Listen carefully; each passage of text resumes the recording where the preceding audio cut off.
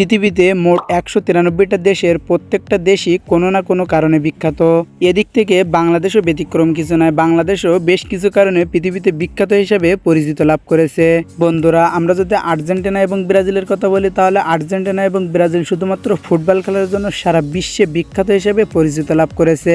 আর্জেন্টিনার ফুটবল তারকা Lionel Messi এবং ব্রাজিলের ফুটবল তারকা নেইমার সারা বিশ্বের কাছে তাদের দেশের নাম কিনে নিয়েছে।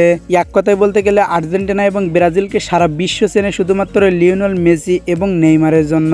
বন্ধুরা, আজকের ভিডিওতে দেখতে চাই লিওনেল মেসিকে কতজন ভালোবাসে এবং নেইমারকে কতজন ভালোবাসে, অবশ্যই কমেন্ট করে বলবেন। আমরা যদি বাংলাদেশের প্রতিবেশী দেশ ভারতের কথা চিন্তা করি, তাহলে ভারতে কিন্তু কাশ্মীরের জন্য সারা বিশ্বে বিখ্যাত। ভারতের সবথেকে সৌন্দর্যময় স্থান হলো কাশ্মীর, যে জায়গাটা নেওয়ার জন্য সারা বিশ্ব ভারতকে চাপ দিয়ে থাকে। ভারতের এই কাশ্মীর এমন একটা সৌন্দর্যময় স্থান যেখানে বছরের অর্ধেকটা সময় বরফে ঢাকা থাকে। তাই ভারতের সবথেকে সৌন্দর্যময় স্থান হিসেবে কাশ্মীরকে দেখানো হয়েছে। ঠিক তেমনি বাংলাদেশও সারা বিশ্বের কাছে বিখ্যাত হিসেবে পরিচিত লাভ করেছে শুধুমাত্র বাংলাদেশ ক্রিকেট টিমের মহানায়ক সাকিব আল হাসানের জন্য। ২০২৪ সালে এসেও বাংলাদেশের ক্রিকেট টিমের মহানায়ক সাকিব আল হাসান নিজেকে বিশ্বসেরা অলরাউন্ডার হিসেবে তৈরি করে নিয়েছে। এরকম 3টা কারণে বাংলাদেশ আজকে সারা বিশ্বে বিখ্যাত হিসেবে পরিচিত লাভ করেছে। তাহলে চলেন দেখে আসি বাংলাদেশ কি কি কারণে বিশ্বে বিখ্যাত হিসেবে পরিচিত লাভ করেছে। Number 1, Bangladesh cricket team. Bangladesh সারা বিশ্বে বিখ্যাত হিসেবে পরিচিত লাভ করার অন্যতম এবং প্রধান কারণ হলো বাংলাদেশ ক্রিকেট টিম। বাংলাদেশের ক্রিকেট টিম ২০২৪ সালের আন্তর্জাতিক ক্রিকেট কাউন্সিলের তথ্য অনুযায়ী বিশ্বের 9 নম্বর ক্রিকেট টিম হিসেবে পরিচিত লাভ করেছে। তবে বাংলাদেশ কয়েক বছরের মধ্যে বিশ্বের অন্যতম শক্তিশালী একটা ক্রিকেট টিম হিসেবে পরিচিত লাভ করবে বলে আমরা আশাবাদী। কারণ 5 সেপ্টেম্বর শুরু হওয়া পাকিস্তান এবং বাংলাদেশের টেস্ট ম্যাচে পরপর 2টি ম্যাচ বাংলাদেশ পাকিস্তানকে হারিয়ে সারা বিশ্বকে চমকিয়ে দিয়েছে। 2001 সাল থেকে 2015 সাল পর্যন্ত বাংলাদেশ এবং পাকিস্তানের মধ্যে মোট 10টি টেস্ট ম্যাচ হয়েছে। তার মধ্যে মাত্র 1টি ম্যাচ বাংলাদেশ ড্র করেছে এবং বাকি 9টি ম্যাচ বাংলাদেশ পাকিস্তানের কাছে হেরে গেছে। কিন্তু 2024 সালে এসে সবকিছুই পরিবর্তন হয়ে গেছে। বাংলাদেশ এবং পাকিস্তানের টেস্ট ম্যাচে বাংলাদেশ পাকিস্তানকে একটানা 2টা ম্যাচ হারিয়ে সারা বিশ্বকে জয় করে নিয়েছে, যেখানে পাকিস্তানের বিরুদ্ধে মুশফিকুর রহিমের 191 রানের পতন ঘটে। আর বাংলাদেশ ক্রিকেট টিম সারা বিশ্বে বিখ্যাত হিসেবে পরিচিত লাভ করার অন্যতম প্রধান কারণ হলো বাংলাদেশ ক্রিকেট টিমের মহানায়ক সাকিব আল হাসান। কারণ সাকিব আল হাসান সারা বিশ্বের সেরা অলরাউন্ডার।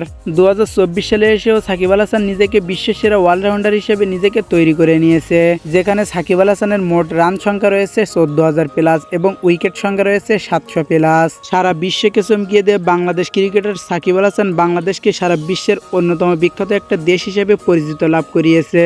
আর খুব তাড়াতাড়ি বাংলাদেশের ক্রিকেট টিম হয়ে উঠবে বিশ্বের অন্যতম শক্তিশালী একটা cricket team. Number 2, Saint Martin. বাংলাদেশের একটি ঐতিহ্যবাহী দর্শনীয় স্থান হলো এই সেন্ট মার্টিন। আর এই সেন্ট মার্টিন দ্বীপটি দখল করার জন্য সারা বিশ্ব এখন বাংলাদেশের দিকে তাকিয়ে আছে। বিশেষ করে যুক্তরাষ্ট্র বাংলাদেশের এই সেন্ট মার্টিন দ্বীপটি দখল করার জন্য গত কয়েক বছর ধরে বাংলাদেশের উপর চাপ দিয়ে যাচ্ছে।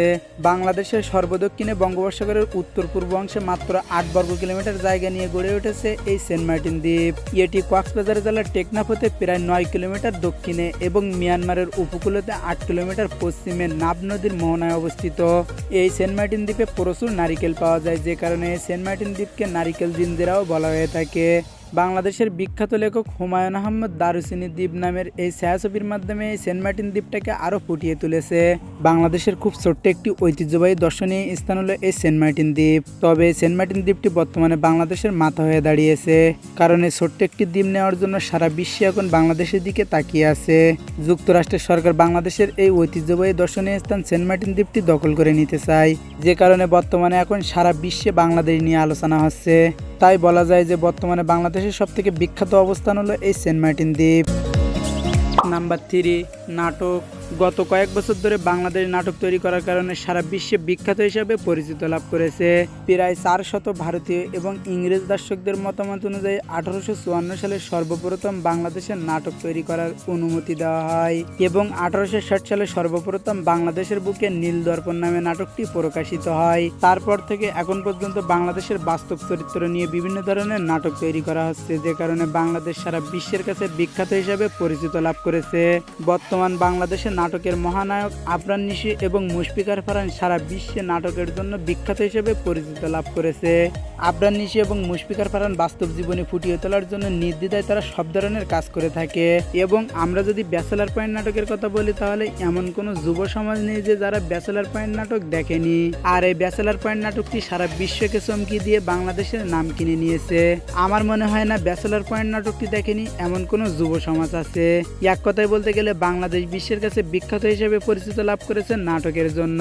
বন্ধুরা, আপনাদের কাছে ব্যাচেলার পয়েন্ট নাটক কেমন লাগে অবশ্যই কমেন্ট করে বলবেন। বন্ধুরা, আজকে ভিডিওটি এই পর্যন্তই। তবে আপনারা পরবর্তীতে কোন বিষয়ে ভিডিও দেখতে চান সেটা অবশ্যই কমেন্ট করে বলবেন। আল্লাহ হাফেজ।